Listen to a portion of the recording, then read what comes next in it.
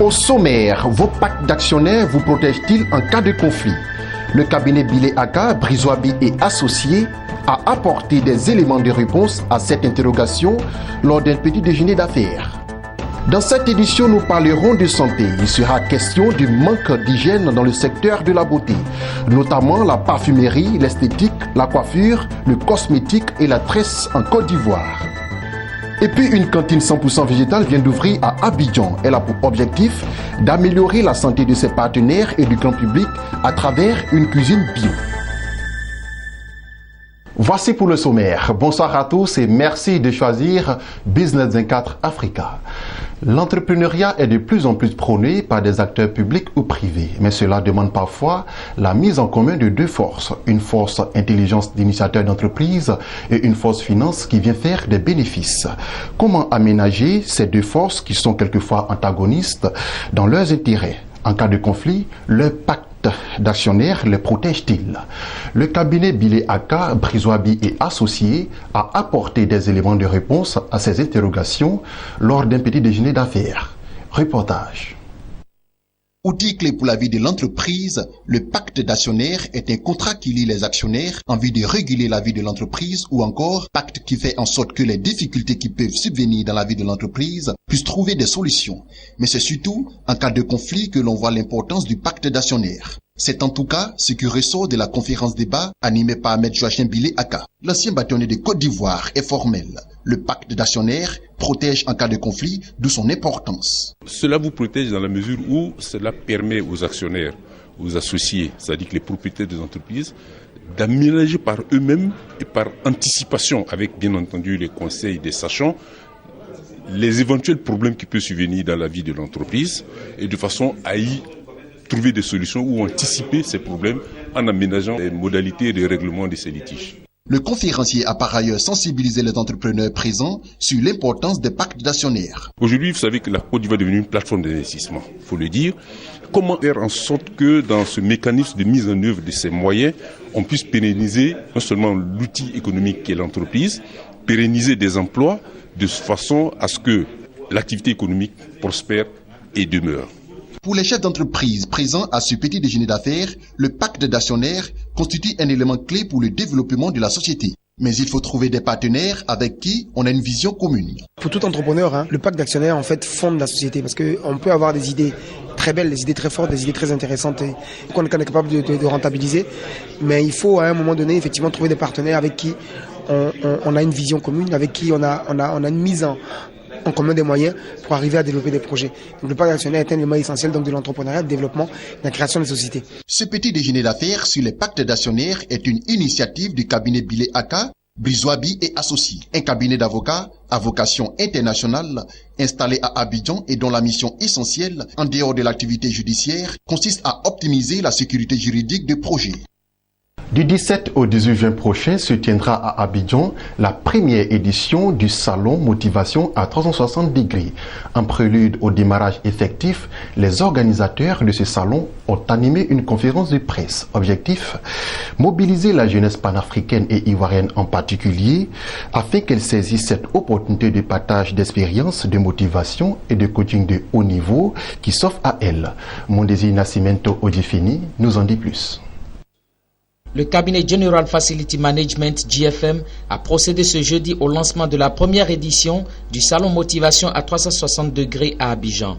Ce salon de coaching et de l'entrepreneuriat permettra de partager des années d'expérience et de pratiques entrepreneuriales avec les jeunes Africains en quête de modèles.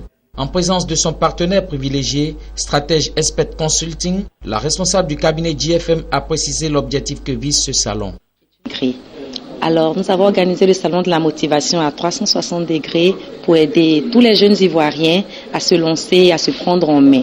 Et ce salon sera une série d'ateliers de formation sur l'entrepreneuriat pour vulgariser la culture de l'entrepreneuriat et pour surtout changer le visage qu'on a de l'entrepreneuriat.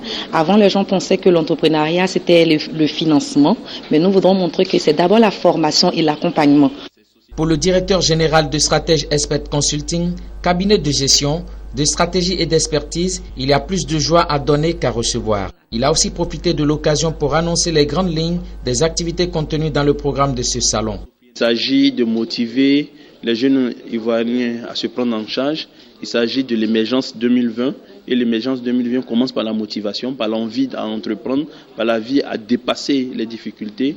Et ce salon était pour nous l'occasion de pouvoir partager notre expérience d'entrepreneur et surtout de coach d'entrepreneurs aux uns aux autres pour les amener à pouvoir se réaliser. La première édition du Salon Motivation à 360 degrés a déjà fait fouler le sol ivoirien le boxeur international Zach Mwekassa, motivateur et entrepreneur. Comme lui, beaucoup d'autres grandes figures du monde de la motivation et de l'entrepreneuriat animeront des conférences, des ateliers et des communications, de quoi doper le moral des futurs créateurs de richesse en Afrique. Nous allons partager, nous allons échanger, nous allons passer un moment agréable ensemble. Et mon souhait le plus profond qu'à la fin de ces 2 jours, nous en sortions tous grandis. Je pense que nous avons tous, chacun de nous a une histoire à raconter.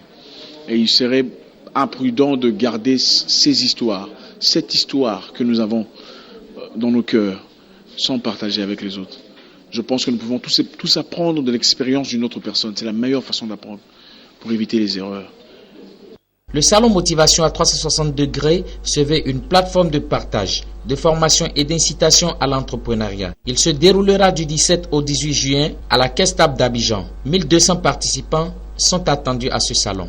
Le président de la Fédération nationale de la parfumerie, de l'esthétique, de la coiffure, du cosmétique et de la tresse de Côte d'Ivoire a tenu mardi une conférence de presse pour dénoncer les mauvaises pratiques, notamment le manque d'hygiène dans le secteur de la beauté en Côte d'Ivoire. Des pratiques qui exposent les populations à des maladies. Kipé Carlos a invité ses pairs à se former et à faire preuve de professionnalisme pour redorer l'image de tous ces corps de métier qui composent la fédération. Reportage signé Lawani Babatunde. Le président de la Fédération de la parfumerie, de l'esthétique, de la coiffure, du cosmétique et des tresses en Côte d'Ivoire était face à la presse pour dénoncer des pratiques de certains de ses pairs. Des faits de tous les jours qui exposent les populations à de graves dangers, notamment l'installation anarchique, les prix dérisoires, la vente de diplômes et le manque d'hygiène dans le service. Les marchés où nous avons notre manger sont envahis par nos amis qui ne respectent même pas les règles de l'hygiène, qui aujourd'hui font que dans nos riz, le riz blanc on voit des cheveux, dans nos sauces des cheveux, trop c'est trop. À tous les détenteurs de salons de coiffure qui ne sont pas du métier, un appel leur a été lancé. Ils ont été invités à régulariser leur situation au risque de s'exposer à de fâcheuses conséquences.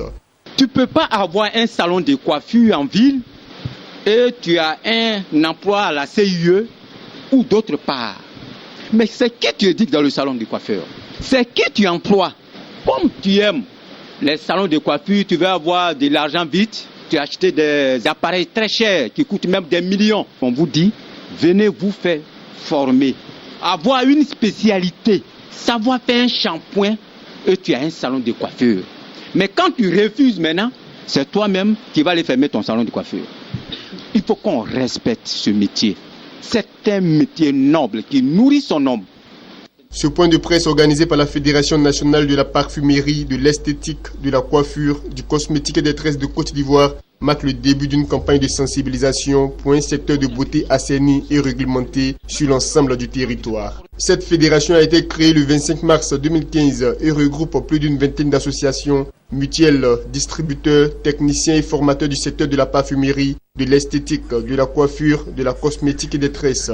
Elle veille au respect de la déontologie régissant le secteur et l'application des textes régulant les établissements de soins de beauté. Une note de restauration dans ce journal. C'est une innovation en Côte d'Ivoire. L'entreprise Top Potentiel vient d'ouvrir une cantine 100% végétale en Côte d'Ivoire.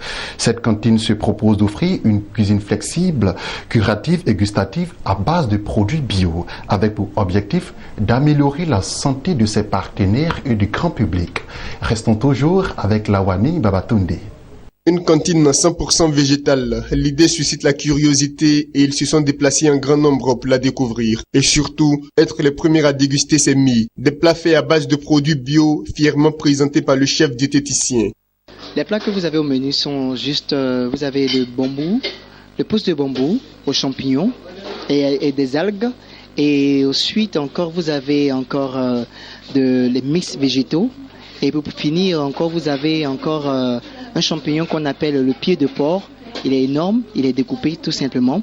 Et encore, vous avez le côté qu'on appelle le côté juste une entrée orisienne, avec du riz orisien. Une cuisine végétale, c'est juste une cuisine qui a le côté simplement flexible, le côté curatif, surtout le côté curatif.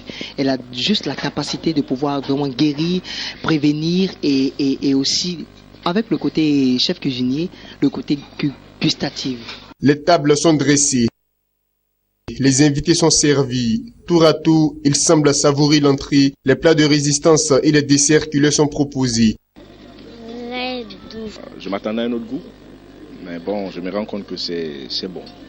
Les légumes sont croquants, c'est croquant, et puis c'est cuit à point. C'est vraiment excellent, c'est exquis. Je me régale en tout cas. Nous trouvons que c'est bien parce qu'il est moins lourd et puis on retrouve quelques éléments qu'on connaît. Le fait que ce soit naturel et simple, et on peut le reproduire facilement. Cette initiative est de top potentiel. Une entreprise spécialisée dans la formation sur les bonnes pratiques d'hygiène pour être en bonne santé et vivre heureux. Et pour amener chaque individu à avoir le bien-être intégral et dégager le plein potentiel en lui. 100% végétal, c'est pour apporter aussi le côté naturel de la chose. Parce que tout ce que nous mangeons aujourd'hui, la plupart est trop transformé, donc trop raffiné. Il n'y a plus ce côté naturel là-dedans. Ce qui fait que les nutriments ne sont plus les nutriments naturels.